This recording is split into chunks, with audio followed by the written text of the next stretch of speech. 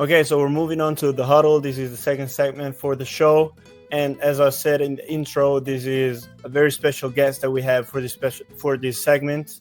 We have one of the best receivers in the whole of the European League of Football, over 1,000 yards receiving in the 2024 season, 14 touchdowns, which saw him taking the first spot for receiving touchdowns during the 2024 season. Of course, I'm talking about Paris' very own Austin Mitchell. What's up, Austin? How you doing? How you What's up? doing? I'm doing good. Very excited to have you on, man. Are you outside in Paris right now? Yes, sir. I'm actually outside at one of my teammates' store. They have in Paris. Okay. How's Paris been treating you these past 2 years? It's been lovely. It's been lovely, man. They treat me like it's a family when I come out here, man. That's why I just love it in Paris so much, for real. Nice, man. I'm very excited, very happy for you about that. What's your favorite spot to go out in Paris? Either to eat or party or whatever. What's your favorite spot in Paris? Now I'll say it'll probably be the big church at the Notre Dame, where you get like a big old glimpse of like the whole France or city of Paris, for real. So I would say like Nice. that's my favorite spot to go to, most definitely. Like it's a peace of mind too, and it's at a church as well. Nice. I love that. What's your favorite French food? Have you been trying Ooh, some French French food? food. Nah, I haven't really tried anything big like you know how the most famous thing is the snails, but I'm scared Yeah. to try the snails. I don't feel like my stomach ready for that one yet. But my favorite thing right Yeah. now is probably like the crepes and anything from the bakery, for real. Like I love all the bakeries out here. Very fresh. That's nice, yeah. They do real nice with the bakery there, yeah. Yes. Right. Last thing about I want to ask you about French culture. A huge part of French culture is rap music. So, are you messing with French rap music? Is there anybody you've been listening to, or are you sticking to the original, the USA rap culture? I mean, out here like they play most of like a little bit of both. So there'll be some American music, some French. I mean, from French music, but it's a couple of French songs I like, but I don't really like know the songs. I mean, the name of it right now. But Right, then right, I right. like a lot. Then we got a lot of like reggae music that they'll be playing, and like I know that a lot because like it's like American music as well. Is there? Yeah, I feel that. Okay, so let's get into the interview then. Let's start talking about Paris and stuff. So, first thing I want to talk about is I was mentioning your stat from last year. This year, you're not all the way up in the stats categories yet. So, my opinion, that is because, of course, there's so many weapons on this Paris offense, but also because the offense kind of took a little bit to get going in the first few weeks, and now it's really going. But yeah, it took a little bit to get going. So, why is that? Like, why did it take a little bit, in your opinion?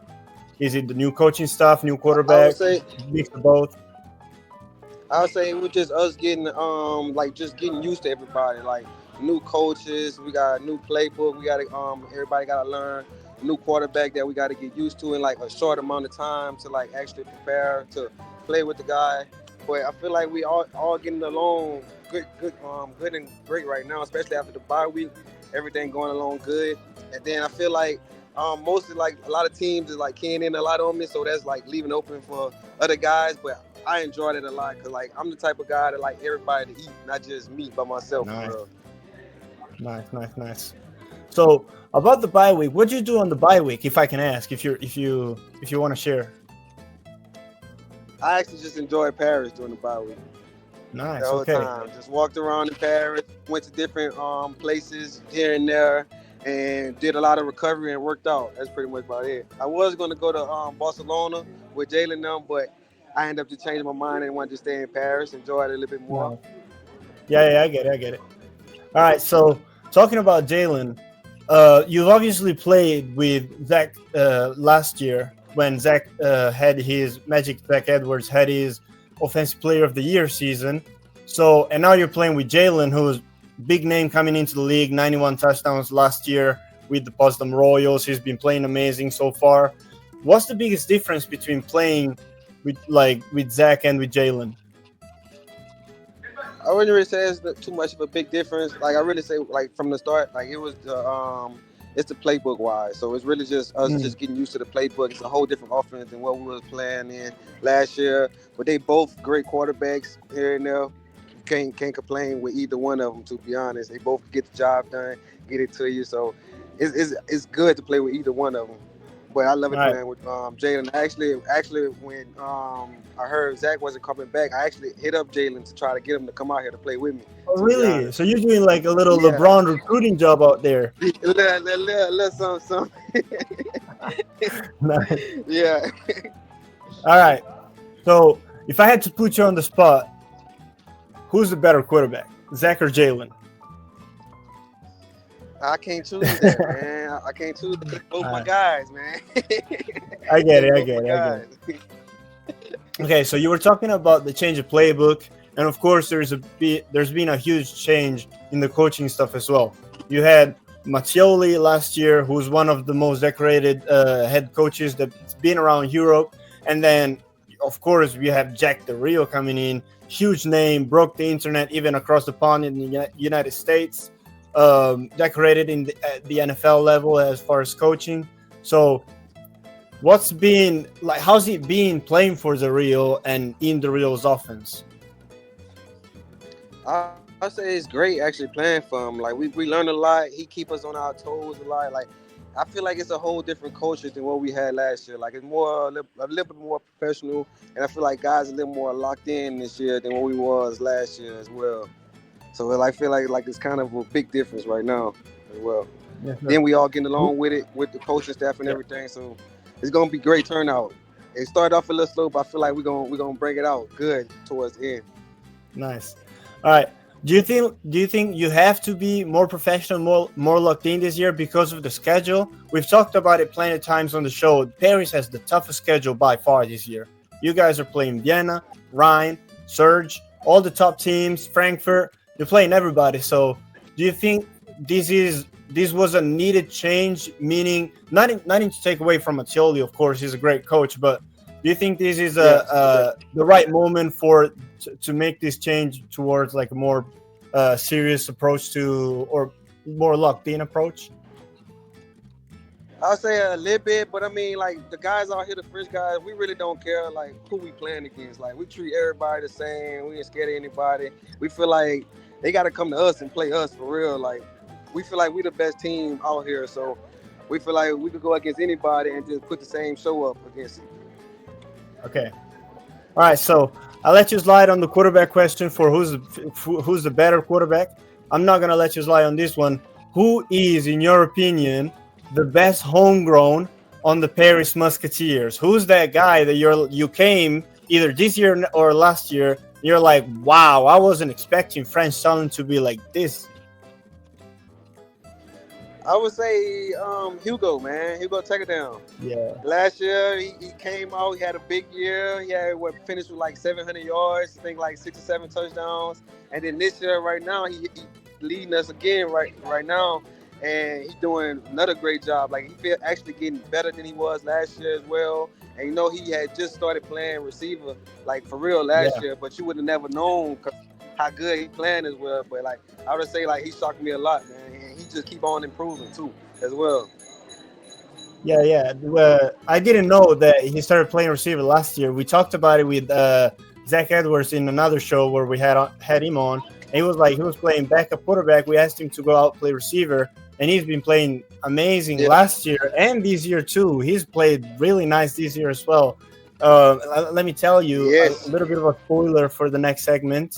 Jamal Clay from Athletes Forum put him as the player to watch for next week. So, do you think Hugo can have a huge impact against Frankfurt next week? Oh yes, I feel like Hugo can have a big impact against anybody we play against, man. Because it's just a dog that he got in him, and I feel like he's playing at a higher level this year than he actually played at last year as well. Yes, sir.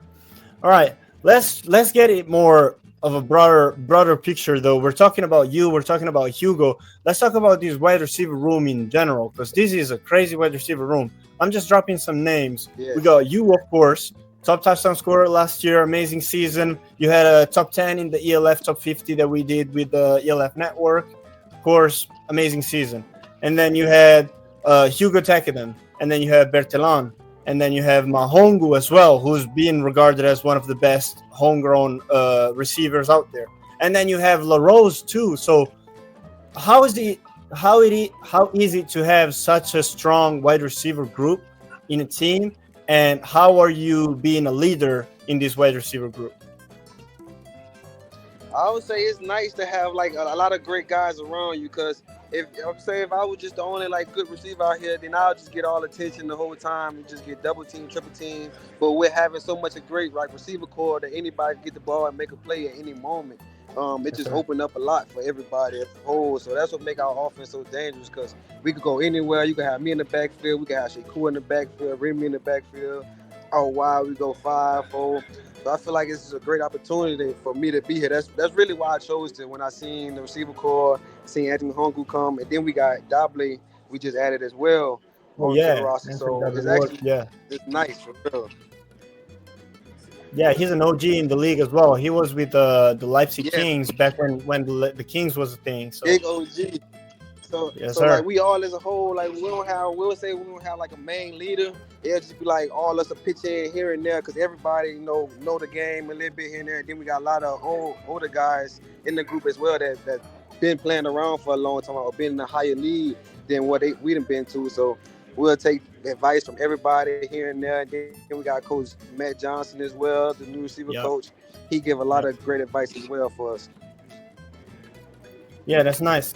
Now, let's talk about feelings within the team. So, last 2 weeks you had a bye week, and the previous week you blew out Ryan Fire, who's the double champ. They had lost only one game last year, and you already gave them the first loss this year. So, what are the feelings within the team right now? Do you feel like after the win against Ryan Fire, you're like, oh, we actually like one of the top teams in this league? Or was that a thing that you were thinking of even before the Ryan Fire game? So yeah, what's the feelings within the team about this season after that huge win? I would say coming into the season, we already felt like we were like one of the top teams just from like our season we had last year and just how close we was to like the actually make it to the championship. So like us getting that win, we knew like we could beat them. It just we gotta put a full game together, like from the first all the way to the finish, just so and be able to beat them as well. But like I said, we trying not to get like too high or too low. We just trying to stay medium and just one game at a time until we get to the playoffs championship. All right. Now, I gotta ask you, because this is one of the most known things about Paris. Of course, I'm talking about the Red Company. How nice is it to have such a strong fan base that supports you every time, home and away? We saw them doing, if you go on the Red Company Instagram, they post about this stuff. They travel too. They came with you to Dusseldorf or Duisburg, actually, with the bus and everything. So how nice is it to have such a strong fan base in Paris? I mean, it's lovely to have them, man, because, I mean, no matter what we got going on, win, lose, draw, they're going to be behind us 100%. Going to be at every game, rain, sleet, snow. It don't matter. They got full fans, four people come with the Red Company. You still go hear them regardless. If they got 10,000 out there, you going to hear our full fans no matter what. They just be loud, prideful, and then I feel like we wouldn't be us if we didn't have the Red Company behind us as well. Like, they bring a lot of energy to the team. Yes, sir. Okay, so last question I got for you. So next segment, we're going to move on to game picks, right? So that's where we preview the next week, which is going to be week 6. So your week 6 game, of course, is Paris against Frankfurt. You lost last time. It was a 2-minute drill at the end with a field goal that, after an amazing comeback during the second half of the game. So what's going to be the key, in your opinion, to beat Frankfurt and split the series this time around? I would say not to start off as slow as we did last time. Last game, we started off very slow and we ain't picked it up till like the second half. So I would say let's just come out, start out fast in the first all the way to the end, play good with offense, defense, and special teams. And I feel like we come out and get the dub as long as we just go out, play our game, and start from the start to finish, to play hard the whole time. Yeah, that's kind of what you said about Ryan Fire as well. It's like against Mhm. these top teams, you got to play all 4 quarters. All If you four don't play the quarters. first two, it's going to be tough to come back and win in the last two. So yeah, I fully Yes. agree with that part. Okay, so what's one? Let me ask you. This is just off the top of my head. What's one guy that hasn't really got his opportunities so far in your Paris offense that you think you're gonna say right now to the fans? Look out for this guy because he's dangerous. Like he's not showed nothing so far, but he's dangerous. Who's that Like the fans underrated guy that in your like offense? fans that don't know about. Yeah, someone that you're like, this guy is underrated, but he's gonna show up for the team later down the stretch. I would say probably Shea man. Shea Ooh, soft. okay, Shea okay, is like he's a weapon like that don't get out as much, but I feel like once he touched the ball, like he can make a lot of plays happen for sure, man. And his routes is like I feel like to me he got one of the best routes runner like on the team too, as well. okay. That's a high praise His from you, routes do be man. yeah. I've All been right, saying that well, since last year when I got out here. Shea shocked me a lot, man. yes, sir. All right, well, thank you so much, Austin, for coming on to the First Up Magazine ELF show. And of course, best of lucks going to next week against this weekend against Frankfurt. I hope you win, and I'm hoping that this propels you forward into a great second half of the season. Yes, sir. Appreciate it, man. Appreciate you for having me on as well. Yes, sir. Thank you so much. Thank you.